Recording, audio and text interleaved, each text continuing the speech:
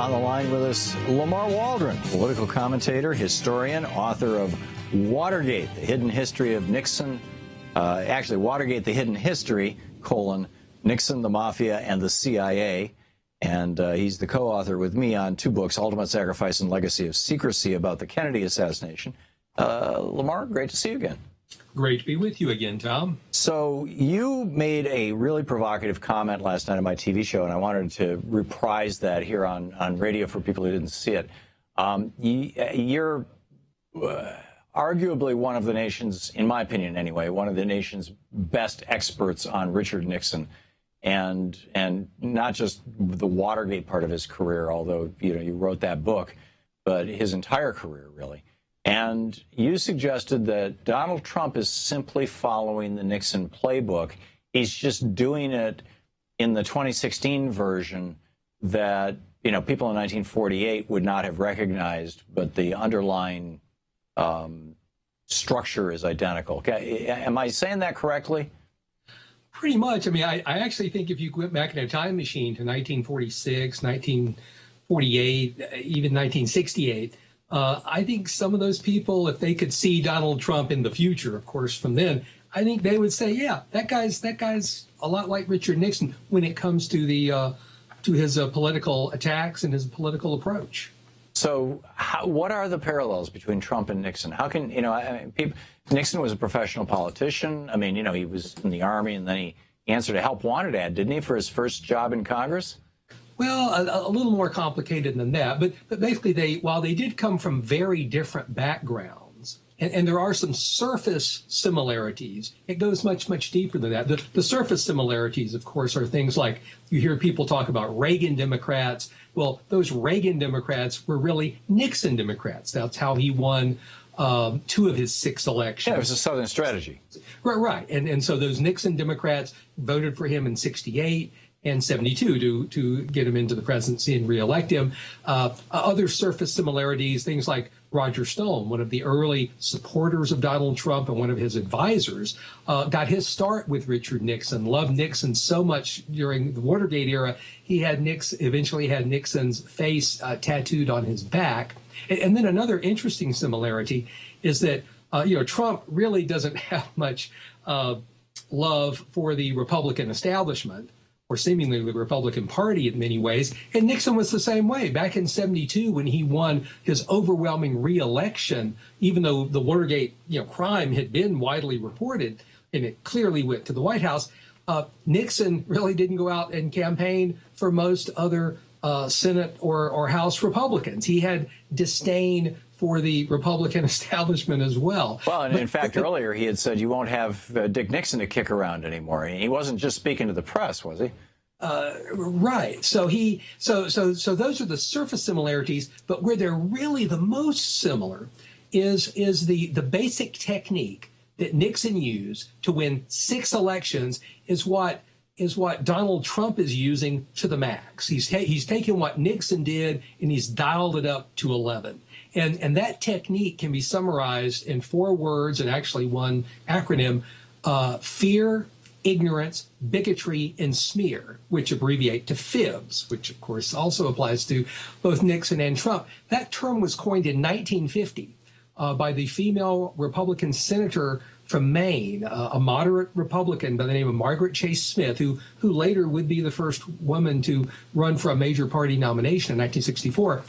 She's very similar to Susan Collins today, who I believe is hoping to put out a compromise thing on guns. I'd say she's closer to actually Dianne Feinstein, but in any case, it's right. Because the Republicans of that day, the moderate Republicans of that day, were like the moderate Democrats of today. But back to you. Right. You're very correct there. And so, but I wanted to stress it was coined by a Republican because she was so shocked at what she was seeing that Nixon, who was a senator in 1950, and Joe McCarthy, for whom that era is named, what they were doing, and it's called the McCarthy era, but it should really be called the Nixon-McCarthy era because it didn't end until after he was no longer vice president. So fear, ignorance, bigotry, and smear, that describes Trump's campaign to a T. So when we come to smears, that's what Nixon was really known for when he ran for Congress, when he ran for the Senate, and then when he was running for vice president. He toned it down a little bit when he ran for president and then for re-election.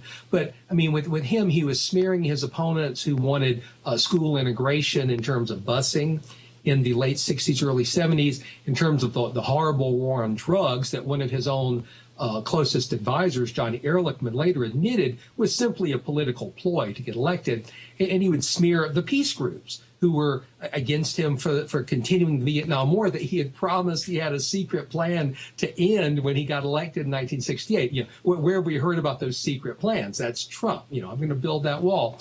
So Nixon, but most of all, Nixon in the 50s would paint his opponents as communists. If you were a liberal at all, you were a communist. When he ran for the Senate against Helen Douglas, his nickname for her was the Pink Lady, just like these nicknames, you know, Little Marco and stuff that Trump comes up with. So, you know, Trump takes it, you know, instead of communist, Trump is smearing and making people fear Muslims and Hispanics. And Trump, even last week, said, you know, people should be informing on their neighbors. We should profile Muslims. And that's just like the communist witch hunts of the Nixon-McCarthy era that wound up blacklisting so many people, especially in the movie industry, people who were partially blacklisted. Most people don't even realize. I mean, people like Gene Kelly, Boris Karloff, you know, people, Vincent Price, people who were never communists, but they were against fascism before World War II, and you could be blacklisted under Nixon for being a premature anti-fascist. If now, you were Nixon was blacklisting these people, and well, you had the McCarthy era. McCarthy's lawyer was Roy Cohn. Wasn't Roy Cohn a mob lawyer, and B, Donald Trump's mentor? Well, that's where we get to another big similarity. You're exactly right. The Mafia was in bed with Nixon from the start of his political career, from the first time he ran for Congress in 1946, and stayed that way until through Watergate, and they were heavily involved, the Mafia was, with Watergate. Politico and others have pointed out troubling ties between Donald Trump and mobsters and mob associates in terms of the Atlantic City casinos, his New York construction, you know, the buildings he was having done. And so Roy Cohn, Trump has boasted, who was the chief counsel for Joe McCarthy in those famous hearings where Joe McCarthy's finally taken down because he went after the army. Donald Trump boasts that Roy Cohn was his mentor in the mid-1980s. In fact, he was Trump's mentor at the same time Carlos Marcello, America's most dangerous godfather, was finally in prison. The guy who killed Kennedy. Right. The guy who confessed to killing Kennedy, he's in FBI files as saying he wants to try to get Roy Cohn to get him out of prison. So, you know, these Mafia ties are very troubling for both of those men. But, you know, you don't hear a lot about those mob ties with Trump in terms of the press, because yet another similarity between the two men is both Trump and Nixon are both master manipulators of the press, and those they can't manipulate are punished, which then installs fear in other outlets because they're worried they're going to be punished. Nixon, most famously, had his enemies list. He would, and I want to stress to your listeners, Nixon actually in 68 and 72 was in bed with the press, had what he called the 10,000 press people that would basically do his bidding. But if you didn't, you know, you were out in the cold. We got to, Lamar. We're hitting the music here, and it's muting your voice. So we got to pick this up on the other side of the break. I'm assuming you can stick around with us. It's 15 minutes past the hour here on the Thom Hartmann Program. We're talking with Lamar Waldren, political commentator, historian. His most recent book, Watergate: The Hidden History. This is the Thom Hartmann Program, and we will be right back with more of Lamar Waldren.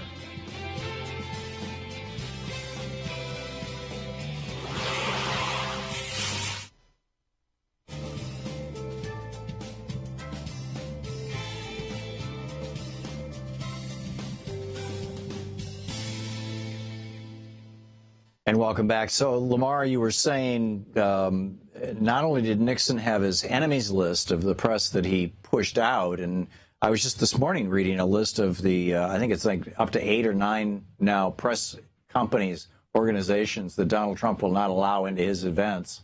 So he's got his enemies list. Well, but that he also had a friends list. Right. Well, and also on the enemies list, the Washington Post, oddly enough, has the honor of having been on the Nixon enemies list, and they've been banned by Donald Trump. Wow. So and I want to stress too, the way Trump and Nixon both manipulate the press, they've learned that they can say anything, and the mainstream media will not challenge them, which leads them to basically say the big lie. And in Nixon's case, the big lie was touting that he was the law and order president while he was breaking the law and committing all these felonies and having his men do that. Nixon boasted he was anti-drug while actually getting money and gold bars from those very drug traffickers he was supposedly prosecuting.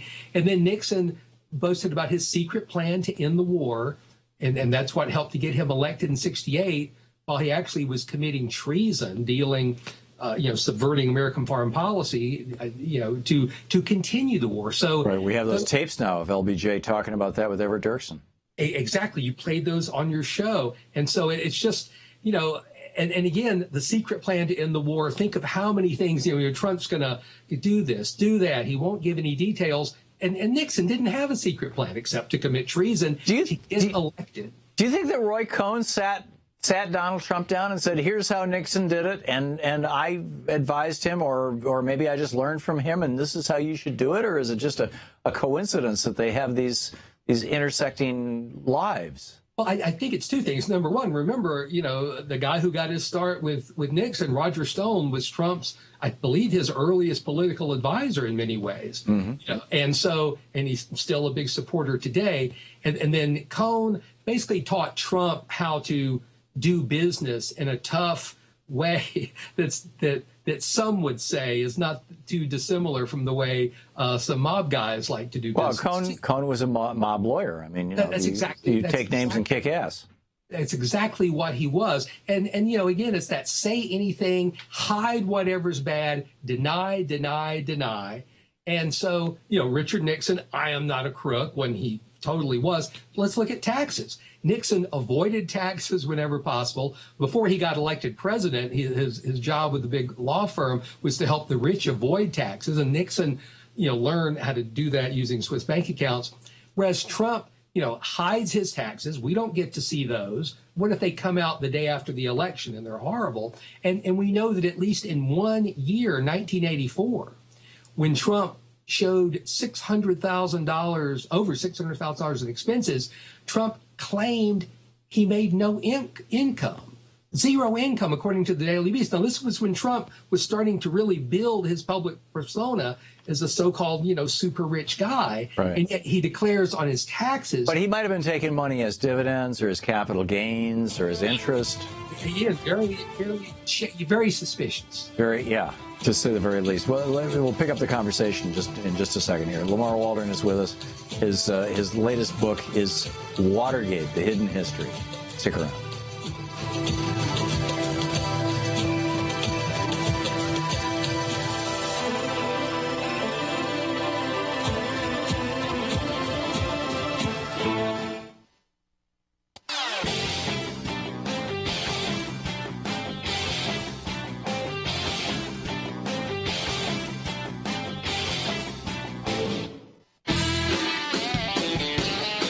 Welcome back. 20 minutes past the hour. Thom Hartmann here with you. On the line with us is Lamar Waldren, political commentator, historian, author. His most recent book, Watergate: The Hidden History, Nixon, the Mafia, and the CIA.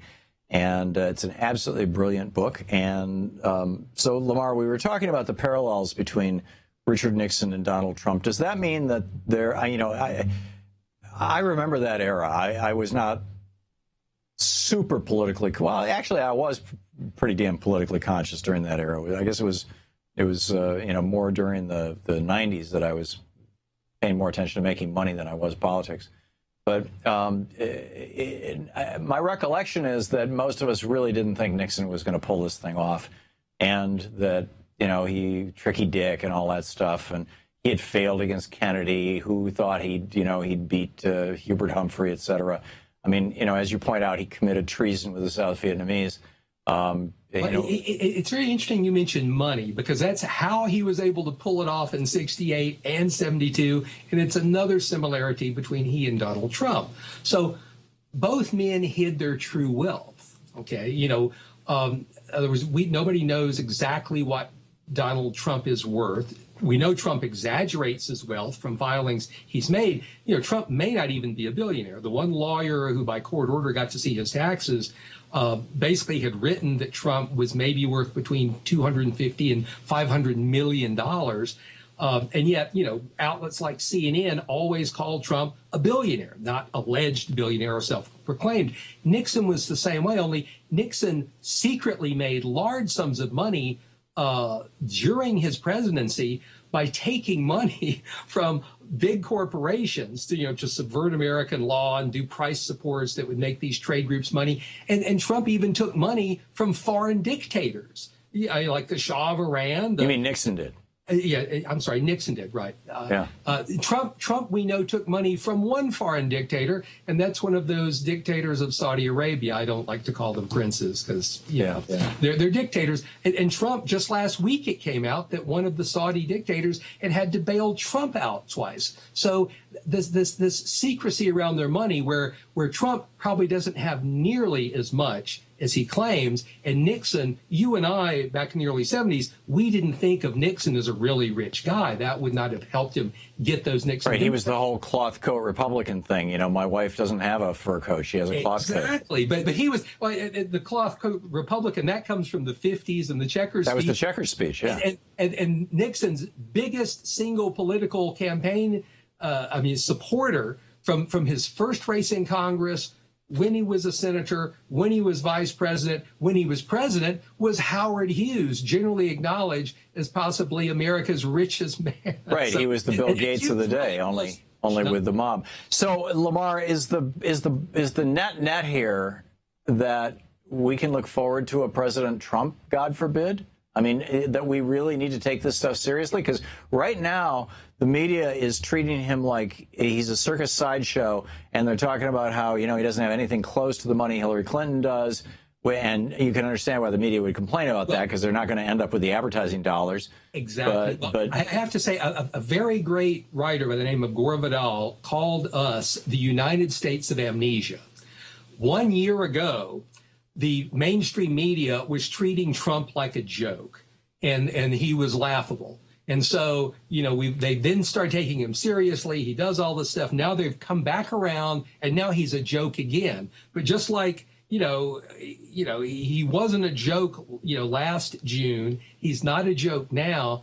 As Politico has shown, if he can get about 3 to 4% more of the white vote, he could win. And that's why he's going for the fear-mongering, fear, ignorance, bigotry, and smear, in his case, against immigrants, Muslims, Hispanics, and much more subtly against other minorities. And so, a lot of those Nixon Democrats could not really rationalize voting for someone who was as obviously elitist as Mitt Romney.